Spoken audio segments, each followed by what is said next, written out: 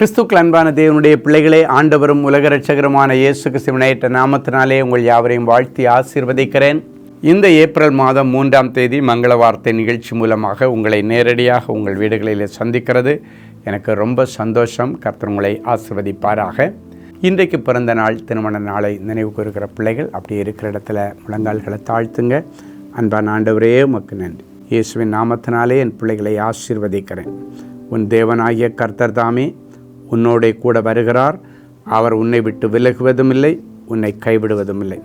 உபாகம் 31:6 என் பிள்ளைகளுடைய சிலசை வைத்து நிறைஞ்ச மனசில் ஆசீர்வதிக்கிறேன். இந்த வருஷம் முழுவதும் என் பிள்ளைகளோடு நடந்து என் பிள்ளைகளுடைய பெயரை நீர் பெருமைப்படுத்தும். இவர்கள் செய்வதெல்லாம் வாய்க்கட்டும். இயேசுவின் மூலம் பிதாவே, ஆமென். சரி, இன்னைக்கு நமக்கு என்ன மங்கள வார்த்தை ஆண்டவர் வச்சிருக்கிறாரு? எதிர்பார்ப்போட காத்திருக்கிறீங்க. எடுத்து வாசிங்க. சங்கீதம் 9:10. கர்த்தாவே, உம்மை தேடுகிறவர்களை நீர் கைவிடுகிறதில்லை. இன்னைக்கு காலையில் இந்த மங்கள வார்த்தை நிகழ்ச்சியை கேட்குறதன் நிமித்தம் நான் காலையிலே எழும்பி உட்கார்ந்து கர்த்தரை தேடிக்கொண்டிருக்கிறீர்கள், கர்த்தருடைய வார்த்தையை தேடிக்கொண்டிருக்கிறீர்கள், கர்த்தருடைய வார்த்தையை கேட்டு கொண்டிருக்கிறீர்கள், தேவனுடைய சித்தத்தை எதிர்பார்த்து உட்கார்ந்துருக்கிறீங்க. சிலர் இன்னைக்கு செய்தி மூலமாக தேவ சித்தத்தையும் நான் அறிந்து கொள்ளணும்னு உட்கார்ந்துருக்கிறீங்க. சிலர் இன்றைக்கி நான் மருத்துவர்களால் கைவிடப்பட்ட நிலைமையில் இருக்கிறேன், எனக்கு எப்படியாவது வாழணும்னு ஆசையாக இருக்குது, இப்போ தான் நான் வாழ்க்கையை ஆரம்பிச்சிருக்கேன், எனக்கு சின்ன வயசு, அதுக்குள்ளே இந்த கொள்ளை நோய், அதுக்குள்ளே கேன்சர், அதுக்குள்ளால் என்னுடைய கிட்னி ஃபெயிலியர், அதுக்குள்ளால் என்னுடைய லிவர் கட்டு போச்சு, அதுக்குள்ளால் என்னுடைய லங்ஸ் ஃபெயிலியர் ஆகிடுச்சு. இப்படி நிறைய பேர் மருத்துவர்களால் கைவிடப்பட்ட பிள்ளைகள் நிறைய பேர் இந்த நிகழ்ச்சியை பார்க்குறீங்க. கவலைப்படாதீங்க. கர்த்தருடைய தெய்வீக தொடுதல் இப்பொழுது உங்களை தொடுகிறது. ஒரு வல்லமை உங்கள் மேலே இறங்கி எப்பேற்பட்ட கொள்ளை நோயாக இருந்தாலும் கர்த்தர் விடுதலை தருவார். சிலர் இன்றைக்கி புருஷனால் கைவிடப்பட்ட மனைவிமார்கள் உட்கார்ந்துருக்கிறீங்க. இன்றைக்கி ஆண்டவருடைய வல்லமை உன் புருஷனிடத்தில் போய் சந்தித்து மனைவியை சேர்த்துக்க ஐயப்படாதேன்னு சொல்லி பேசி உன்னை வந்து கூட்டுட்டு போவார். நீ ஆமேன்னு சொல்லு, விசுவாசத்தோட காத்துரு, உடனடியாக அவர் புறப்பட்டு வருவார். அதே போல் சில புருஷன்மார்கள் மனைவி கைவிட்டுட்டு போயிட்டா, பிள்ளையை தூக்கிட்டு போயிட்டா, இல்லைன்னா பிள்ளைய என்னையும் விட்டுட்டு அவள் தனியாக போயிட்டா என்று கண்ணீரோடு இருக்கிறீங்களா? இன்றைக்கு உங்களுடைய மனைவிமார்களை சந்தித்து உன் புருஷனோட பிள்ளையோட வாழ நீ ஐயப்படாதேன்னு சொல்லி அந்த கன்வின்சிங் ஏஞ்சல் இப்போ அவங்கள கன்வின்ஸ் பண்ணுறாரு. இன்றைக்கி ஆண்டவருடைய கிருபையினால் அவர்கள் உணர்ந்து புரிந்து ஒருவரை ஒருவர் அண்டர்ஸ்டாண்ட் பண்ணி இனி நீங்கள் வாழ்வதற்கு ஆண்டவர் உதவி செய்வார். அவங்களை புரிஞ்சு வருவாங்க.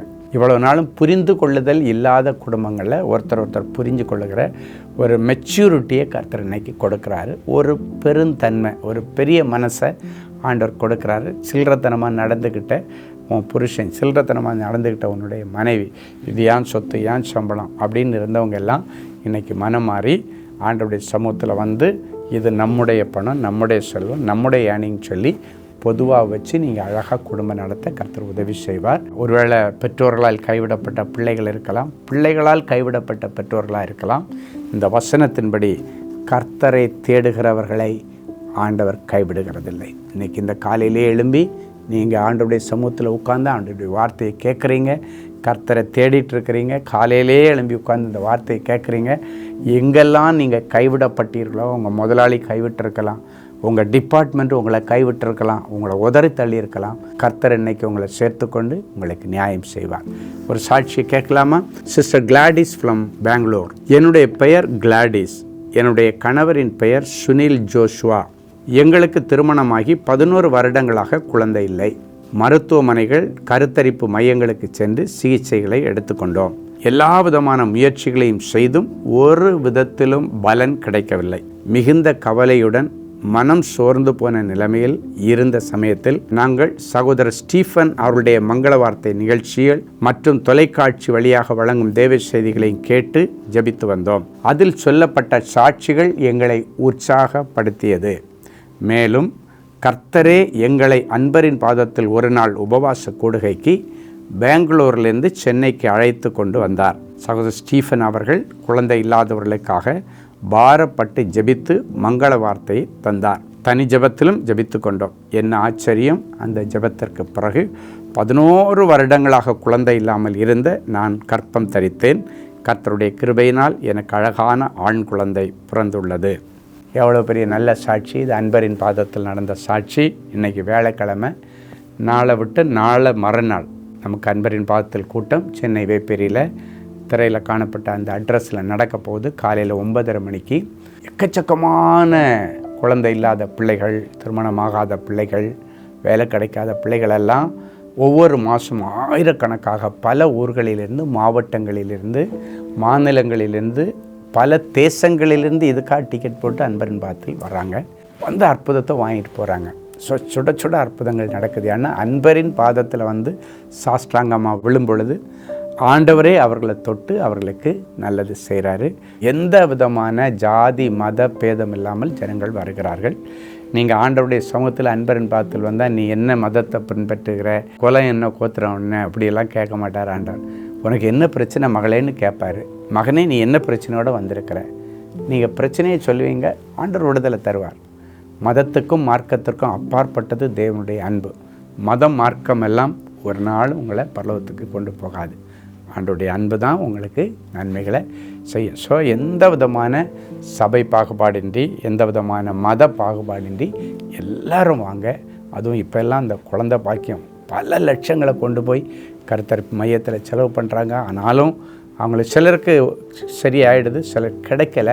அப்படிப்பட்ட நிலைமையில் இருக்கிறவங்களுக்கு இப்படிப்பட்ட கூட்டங்கள் வாயிலாக ஒவ்வொரு மாதம் பார்த்திங்கன்னா குழந்தை இல்லாதவங்களுக்கு ஆண்டவர் அற்புதம் செய்து அவங்க வந்து சாட்சி சொல்கிறது எக்கச்சக்கமாக இருக்குது. எனவே இன்றைக்கி இந்த பெரிய செல்வம், குழந்தை செல்வன்ற பெரிய செல்வம், இதுக்காக நீங்கள் நாளை மறுநாள் நடக்கிற கூட்டத்தில் கலந்துக்க இன்றைக்கே நீங்கள் ப்ரோக்ராம் போட்டுங்க. சனிக்கிழமை வேறு எல்லாத்தையும் ஒதுக்கி வச்சுட்டு இதுக்கு நான் வருவேன்னு சொல்லுங்கள்.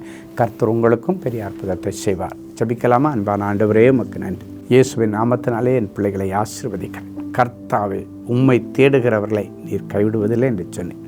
உம்மை தேடி உம்முடைய சன்னிதானத்தில் காலையிலே உட்கார்ந்து மங்கள வார்த்தை கேட்டுக்கொண்டிருக்கிற பிள்ளைகள் ஒவ்வொருவரையும் கைவிடாத கரம் இப்பொழுது தூக்கி எடுக்கிறதற்காய் ஸ்தோத்திரம். ஒவ்வொருவருக்கும் பிரகாசமான எதிர்காலத்தை தாரும். ஒவ்வொருவருடைய சரீரத்தில் உள்ள எல்லா மரணத்திற்கு ஏதுவான வியாதிகளை மாற்றி என் பிள்ளைகளுக்கு அற்புதங்களை செய்யும். பிரிந்து போன குடும்பங்களை ஒன்றாக இணைப்பீராக. குடும்பத்தில் ஒரு ஐக்கியமும் சமாதானமும் நிம்மதியும் நிறைவும் உண்டாகட்டும். இயேசுவின் மூலம் பிதாவே, ஆமென். அன்பு தேவனுடைய பிள்ளைகளே, இந்நிகழ்ச்சியின் மூலம் நீங்கள் பெற்றுக்கொண்ட ஆசீர்வாதங்களையும் உங்கள் ஜெப விண்ணப்பங்களையும் அனுப்ப வேண்டிய முகவரி: தேவனின் அன்பு ஊழியங்கள், Vinayak avenue, OMR road, Okkiyam, Thoraipakkam, Chennai 600097. மேலும் 24 மணி நேர ஜெப உதவிக்கு 044-24547-999 மற்றும் 9941950999 என்ற எண்களுக்கு தொடர்பு கொள்ளுங்கள்.